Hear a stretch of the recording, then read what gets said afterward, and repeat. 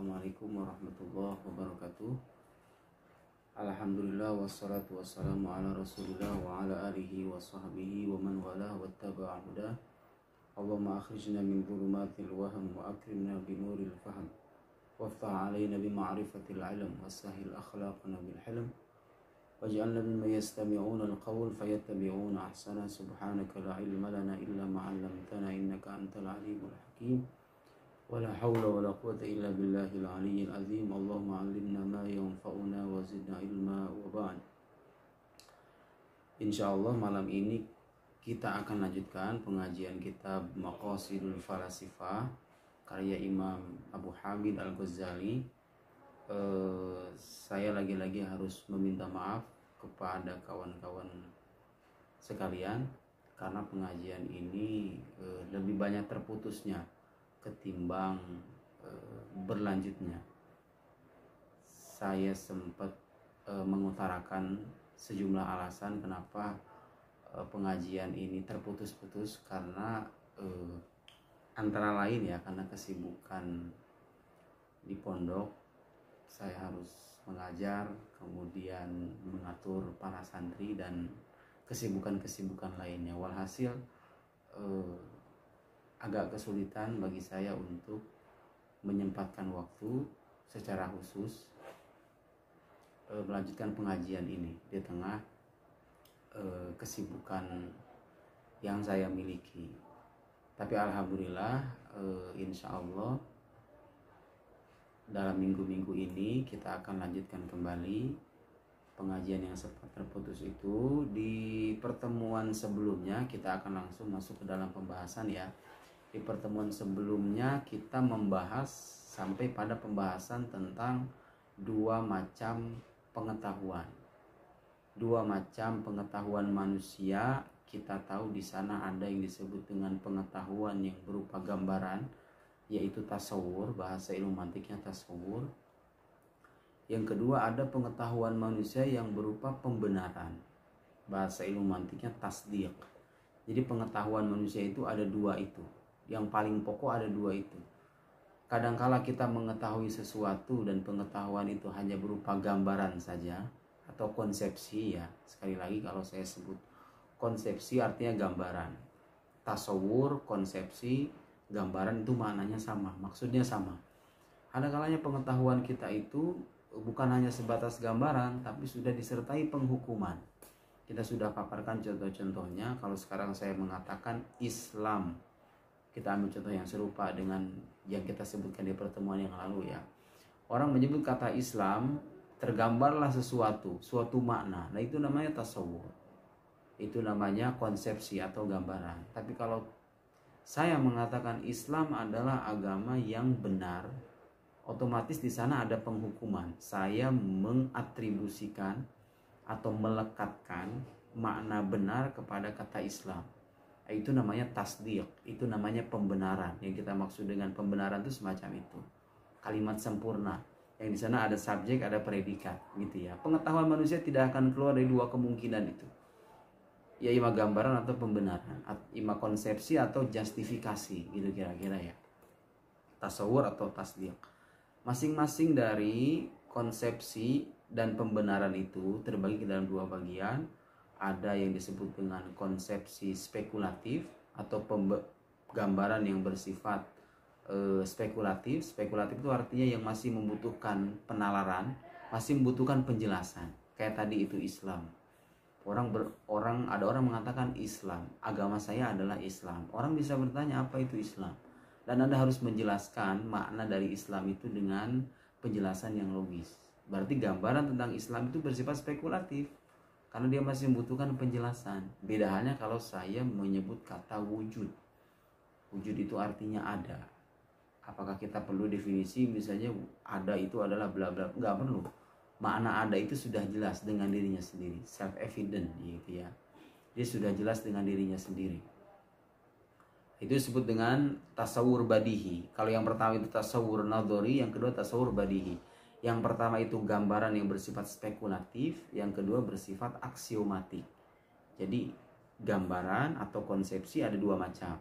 Ada konsepsi spekulatif, ada konsepsi aksiomatik. Ada gambaran spekulatif, ada gambaran aksiomatik. Tasawur nazari, tasawur badihi. Begitu juga dengan tasdik atau pembenaran. Pembenaran itu ada pembenaran yang bersifat spekulatif, ada pembenaran yang bersifat aksiomatik. Apa itu pembenaran yang bersifat aksiomatik? Contoh-contohnya sudah kita paparkan juga di pertemuan yang lalu. Kalau Anda ingin mengetahui lebih lanjut apa saja yang tergolong ke dalam pembenaran yang bersifat aksiomatik itu atau tasdiq badihi, itu saya sudah paparkan di buku ilmu debat yang baru terbit, bisa dibaca di halaman-halaman awal. Itu saya paparkan ada yang namanya awaliyat, ada yang namanya fitriyat, ada tajribiyat, ada mahsusat, ada hadasiyat, ada mutawatirat gitu ya. Itu paparan-paparan dan contoh-contohnya bisa Anda baca di buku itu. Itu tasdik badihi. Tasdik nazari banyak contohnya. Al-alam hadis, alam itu baru, alam itu qadim, Islam itu agama yang benar, khomer itu haram. Kemudian apa lagi? Tasawuf itu, misalnya ada orang yang mengatakan tasawuf itu sesat, tahlilan itu bid'ah. Itu semua pernyataan-pernyataan yang masih membutuhkan pembuktian. Jadi Anda nggak bisa mengatakan ini benar. Sudah Anda tidak bisa mengatakan, misalnya contoh yang tadi ya. Kalau ada orang mengatakan Islam itu agama yang benar, orang akan nanya bukti. Apa buktinya Islam itu benar? Gitu ya. Itu namanya tasdiq nazari. Jadi sebagaimana tasawur ada dua macam, ada nazari, ada badihi, tasawur nazari, tasawur badihi. Tasdik juga ada dua macam, ada tasdik nazari, ada tasdik badihi. Ada pembenaran yang bersifat spekulatif, ada pembenaran yang bersifat aksiomatik. Yang bersifat spekulatif ini masih membutuhkan penjelasan, masih butuh argumen. Kristen adalah agama yang menyimpang. Tentu saja orang Kristen tidak akan terima. Dia akan meminta bukti dari kita. Apa bukti kalau Kristen itu agama yang sesat? Berarti pernyataan Kristen agama yang menyimpang itu adalah pembenaran yang bersifat spekulatif atau tasdik nazari. Tapi kalau saya mengatakan setiap akibat pasti butuh kepada sebab, hampir kita nggak perlu bukti. Kita semua menyaksikan itu dalam kehidupan sehari-hari. Nggak ada cerita sesuatu yang tadinya tidak ada kemudian ada, lantas dia mengadakan dirinya sendiri. Pasti ada sebabnya. Itu artinya pernyataan setiap akibat butuh kepada sebab itu tidak perlu bukti, tidak perlu argumen. Itu sudah jelas dengan dirinya sendiri. Itu namanya tasdiq badihi atau pembenaran yang bersifat aksiomatik. Itu ringkasan dari penjelasan yang kita paparkan di pertemuan yang lalu. Bahwa dua pengetahuan manusia, ada konsepsi, ada justifikasi, ada gambaran, ada pembenaran. Gambaran terbagi dua, ada gambaran yang bersifat spekulatif, ada yang bersifat aksiomatik. Pembenaran juga terbagi dua, ada pembenaran yang bersifat spekulatif, ada pembenaran yang bersifat aksiomatik. Kalau istilah Arabnya tasawur terbagi dua, ada tasawur nazari, tasawur badihi. Tasdik terbagi dua, ada tasdik nazari, ada tasdik badihi. Contoh-contohnya sudah kita paparkan. Nah, sekarang kita akan lanjutkan di buku saya halaman 12, itu cetakan Darul Kutub Ilmiah. Bagi kawan-kawan yang punya cetakan Darul Ma'arif dengan penakiknya yang takikannya Sulaiman Dunia, mungkin halamannya berbeda ya. Kita akan lanjutkan. Bismillahirrahmanirrahim. Sebelum kita baca, seperti biasa tradisi orang pesantren ya, kita baca Al-Fatihah dulu untuk Imam Al-Ghazali. Mudah-mudahan Allah Subhanahu wa Ta'ala meninggikan derajat beliau, menerima semua amal ibadahnya, mengampuni dosa-dosanya, kesalahan-kesalahannya, dan kita sebagai pembaca buku-bukunya mudah-mudahan diberikan kemanfaatan dan keberkahan. Al-hadhiniyah wa ala kulli niyatin sholihah. Al-Fatihah. A'udzubillahi minasyaitonir rajim. Bismillahirrahmanirrahim. Alhamdulillahirabbil alamin arrahmanirrahim maliki yaumiddin. Iyyaka na'budu wa iyyaka nasta'in. Ihdinas siratal mustaqim siratal ladzina an'amta 'alaihim ghairil maghdubi 'alaihim waladdallin. Amin. Nah, jadi kita masih bicara tentang dua macam pengetahuan manusia. Oke. Ada yang namanya tasawur, ada namanya tasdiq. Itu harus tergambar dengan jelas. Tasawur itu apa, tasdiq itu apa. Saya nggak akan mengulang. Tasawur itu artinya gambaran atau konsepsi. Tasdiq artinya pembenaran atau justifikasi. Gitu ya. Itu dua macam pengetahuan manusia. Dan itu yang menjadi pusat pembahasan ilmu mantik. Ilmu mantik itu membahas tentang tata cara bagaimana caranya Anda punya gambaran yang tepat tentang sesuatu, gitu ya. Kedua, bagaimana caranya Anda bisa membuktikan kebenaran suatu pernyataan. Tasdik itu. Kalau saya mengatakan Islam itu agama yang benar, otomatis harus ada argumen yang tersaji. Kalau tidak, itu hanya akan menjadi omong kosong. Nah, bagaimana caranya membangun argumen yang baik itu? Itu yang dibahas dalam ilmu mantik. Sekarang Anda punya gambaran tentang Islam. Bagaimana caranya agar Anda punya gambaran yang tepat tentang Islam itu? Tasawuf itu sesat. Tasawuf itu tidak sesat. Dua pernyataan yang kontradiktif. Mana yang benar kita nggak tahu. Bagaimana caranya agar membuktikan bahwa pernyataan saya benar? Nah, harus ada argumen. Bagaimana caranya membangun argumen atau dalil? Nah, itulah yang menjadi pusat perhatian ilmu mantik atau ilmu logika. Anda dituntun bagaimana membangun argumentasi yang baik, yang logis, yang rasional, yang senafas dengan kaidah. Anda punya gambaran, ada tasawuf, ada kata sesat. Anda mengatakan tasawuf itu sesat. Anda harus menjelaskan apa itu tasawuf. Jangan-jangan tasawuf versi Anda berbeda dengan versi saya. Oleh karena itu kita harus merujuk pada kaidah definisi. Karena kalau tanpa adanya kaidah, kita akan mendefinisikan sesuatu semau kita.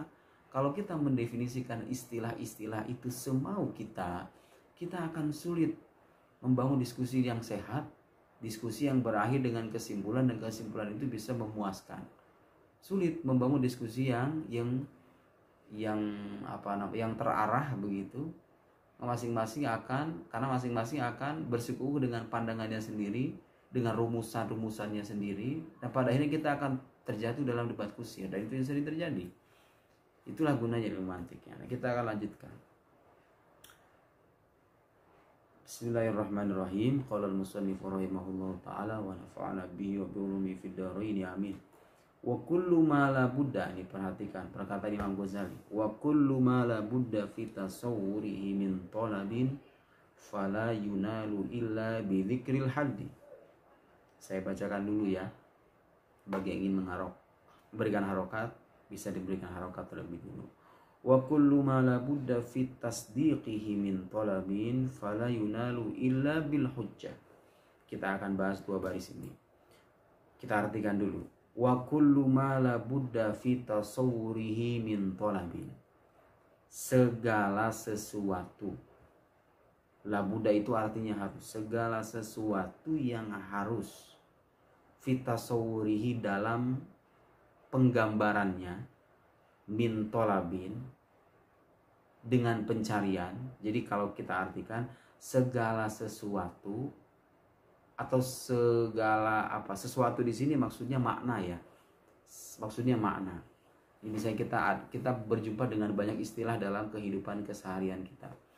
Ada istilah tadi tuh, ada Islam, ada Kristen, ada mukmin, ada kafir, ada musyrik, ada munafik. Istilah-istilah keagamaan.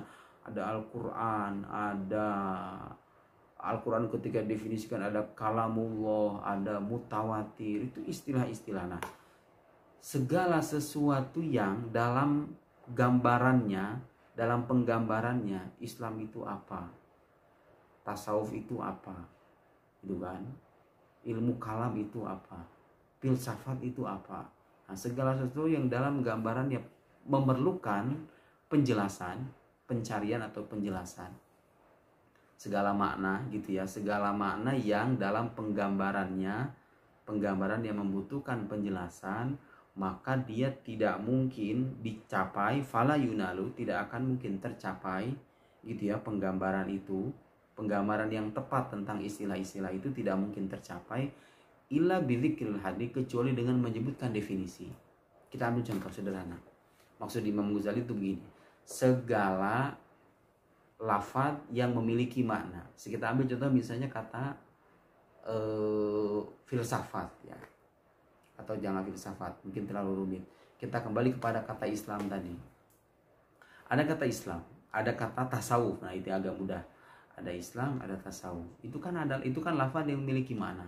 Islam itu memiliki makna, tasawuf itu memiliki makna. Nah, kata Imam Ghazali, segala sesuatu yang dalam penggambarannya mengharuskan ada pencarian, penjelasan. Maksudnya pencarian itu tolab, itu maksudnya itu pencarian, itu maksudnya penjelasan.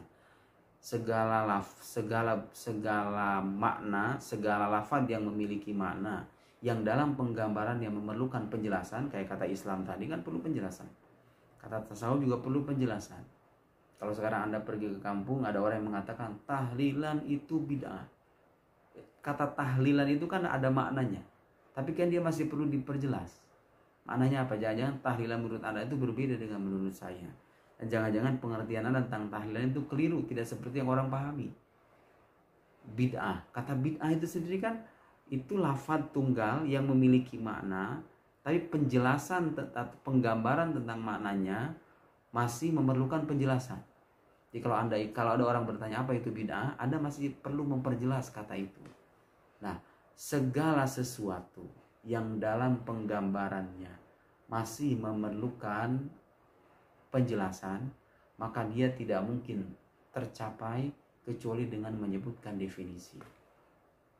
Jadi kalau ada orang menyebut kata bid'ah gitu ya, dan dia ingin menggambarkan dengan penggambaran yang tepat tentang istilah bid'ah itu, maka dia harus menyatakan definisi. Apa itu bid'ah?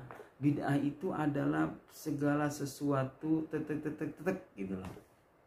Segala sesuatu yang baru. Misalnya begitu. Nanti muncul pertanyaan, apakah definisi ini sudah tepat? Nah, kita tidak akan tahu tepat atau tidaknya sebuah definisi kecuali setelah kita mempelajari kaidah-kaidah pembangunan definisi itu sendiri, gitu kan? Kalau ada orang mengatakan kamu kafir, itu kan kata kafir itu kan punya makna. Nah, sekarang kita ingin menggambarkan makna dari kafir ini. Kata kafir ini punya makna dan dia masih memerlukan penjelasan lebih lanjut. Kafir itu apa? Nah, Anda baru bisa menjelaskan makna kafir ini dengan penggambaran yang tepat, gitu ya, dengan menyertakan definisi. Definisi dari kafir itu apa? Apa bedanya dia dengan mukmin? Apa bedanya dia dengan munafik? Gitu kan? Hanya bisa dengan begitu. Jadi segala makna yang dalam penggambarannya masih memerlukan penjelasan, maka penggambaran makna itu tidak akan tercapai kecuali dengan menyertakan definisi yang menjelaskan tentang makna yang tentang pengertian dari kata itu, pengertian dari makna yang tadi kita sebut itu. Banyak contohnya gitu ya. Apalagi misalnya filsafat. Bagi Anda filsafat itu haram misalnya. Ya tentu ketika Anda berkesimpulan filsafat itu haram, Anda harus jelaskan terlebih dulu filsafat itu apa.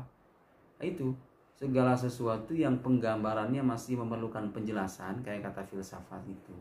Ya Anda tidak mungkin menghasilkan gambaran tentang makna filsafat kecuali dengan menyertakan definisi tentang filsafat. Filsafat itu apa menurut Anda? Harus dijelaskan. Nah, dan perumusan kaidah definisi itu kita temukan, hanya akan kita temukan dalam ilmu mantik atau ilmu logika. Jadi gitu maksudnya ya. Segala sesuatu yang dalam gambarannya itu memerlukan penjelasan, maka tidak mungkin tercapai kecuali dengan menyertakan definisi. Kemudian yang kedua, wa kullu ma la budda fi tasdiqihi min talabin, dan segala sesuatu di sini maksudnya pernyataan. Segala pernyataan yang dalam pembenarannya memerlukan penjelasan, ada pernyataan nih, pernyataan A. Kayak tadi itu, Islam adalah agama yang benar. Filsafat adalah ilmu yang sesat. Tasawuf adalah ajaran yang menyimpang. Misalnya ya. Meskipun kita tidak setuju itu, tapi itu pernyataan yang kalau kita benarkan itu harus ada penjelasannya terlebih dulu. Jadi sebelum Anda mengatakan Islam adalah agama yang benar, sebelum Anda mengatakan bahwa pernyataan ini benar, Anda harus buktikan terlebih dulu. Nah, segala pernyataan yang dalam pembenaran yang membutuhkan penjelasan, fala yunalu illa bil hujjah, maka tidak akan tercapai pembenaran itu kecuali dengan menyertakan hujjah. Hujjah itu artinya argumentasi. Jadi sebelum Anda mengatakan Islam adalah agama yang benar dan saya mengklaim bahwa pernyataan ini benar, sebelum Anda memastikan itu, membenarkan pernyataan ini, Anda harus sebutkan argumen atau dalil atau hujah, bahasanya yang di sini hujah, yang melandasi klaim tersebut.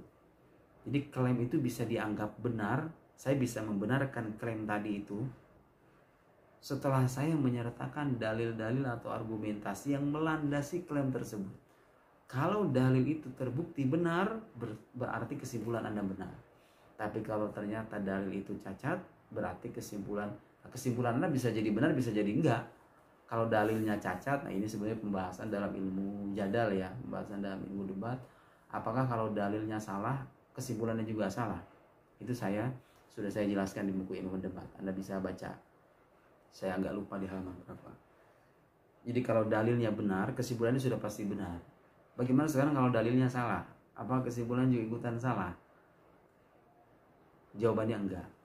Kenapa bisa begitu? Silahkan Anda baca. Ada, saya uraikan agak lumayan ya enggak terlalu panjang, tapi insya Allah bisa memperjelas ya, bahwa kesalahan dalil itu tidak otomatis berkonsekuensi pada kesalahan dari kesimpulannya. Jadi kalau dalilnya salah, kesimpulannya itu bisa jadi benar, bisa jadi salah. Jadi belum tentu otomatis salah gitu ya. Dari sana ada perinciannya ya. Kita tidak akan bahas itu.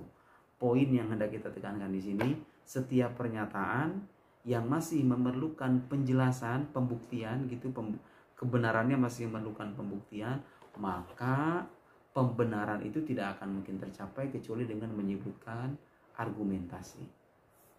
Dan begini, ini tuntutan yang sebetulnya sangat logis ya. Kalau sekarang Anda menyebut satu kata di hadapan orang, dan kemudian Anda merangkai kata itu dengan kata lain, jadilah dia kalimat sempurna, dan Anda klaim itu pernyataan tersebut sebagai pernyataan yang benar, ya Anda pertama harus, misalnya ya, saya contohnya, Anda misalnya mengklaim bahwa khilafah itu bagian dari Islam. Oke. Misalnya nih, meskipun orang ateis itu udah nggak ada ya, khilafah itu bagian dari Islam. Itu klaim Anda. Menurut Anda itu benar atau salah?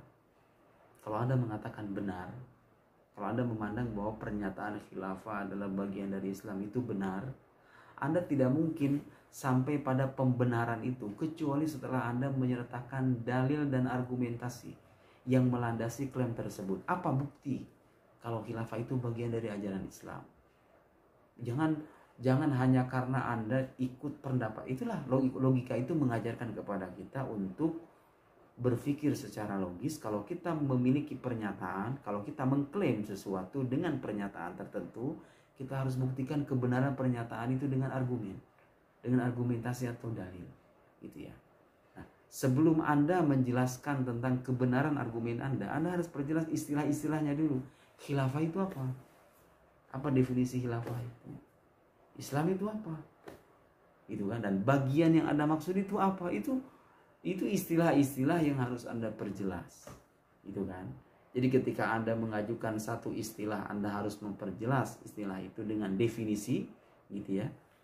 Dan ketika Anda menyertakan pernyataan tertentu, Anda juga harus membuktikan kebenaran dari pernyataan itu dengan argumentasi. Gitu kan? Itu tentunya yang sangat logis. Saya kira andai kata sebagian besar orang menyadari hal ini, bahwa ketika dia mengemukakan pernyataan tertentu, dia sadar bahwa saya tidak mungkin membenarkan pernyataan ini kecuali saya memiliki argumentasi yang benar dan bisa dipertanggungjawabkan secara rasional. Kita tidak akan terjebak dalam debat kusir. Gitu ya. Ada orang mengatakan Syiah itu sesat. Anda tahu nggak Syiah itu apa? Definisikan dulu Syiah itu apa.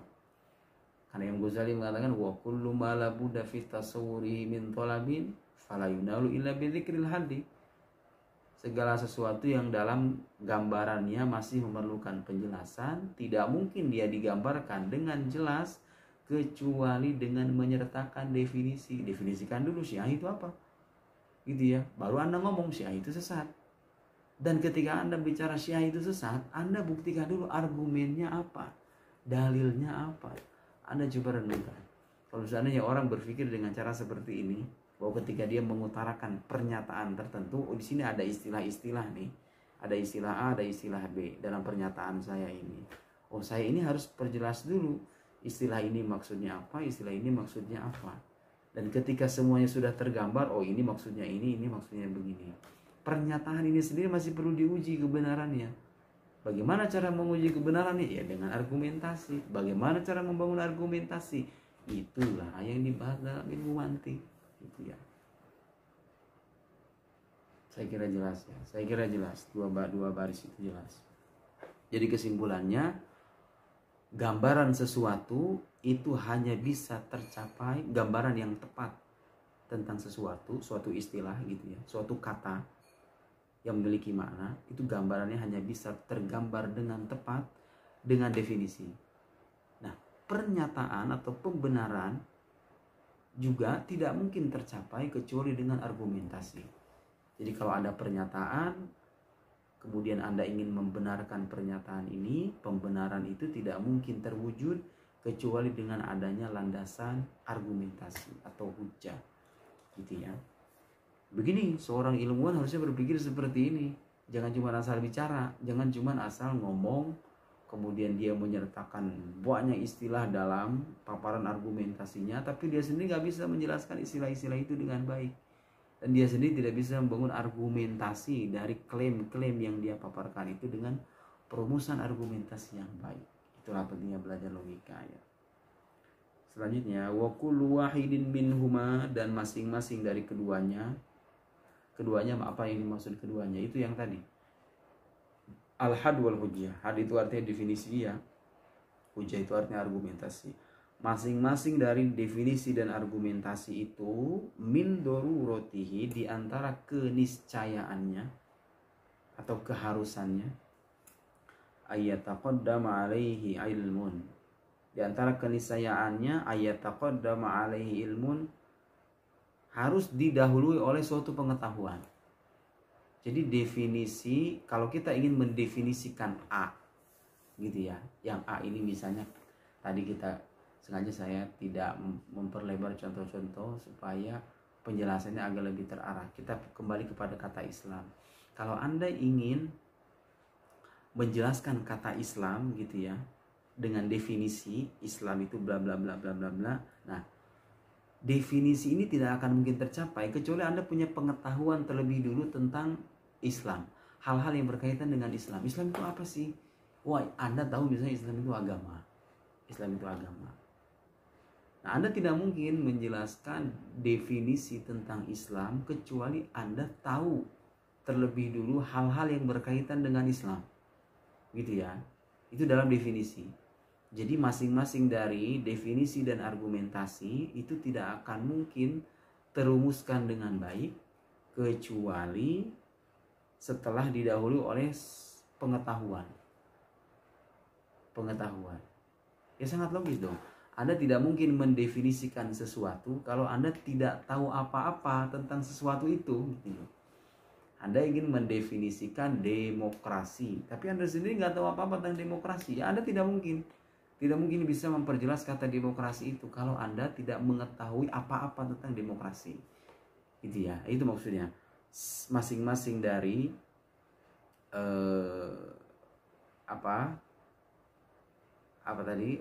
had dan hujjah, masing-masing dari definisi dan argumentasi itu tidak mungkin terumuskan dengan baik kecuali didahului oleh pengetahuan, suatu pengetahuan.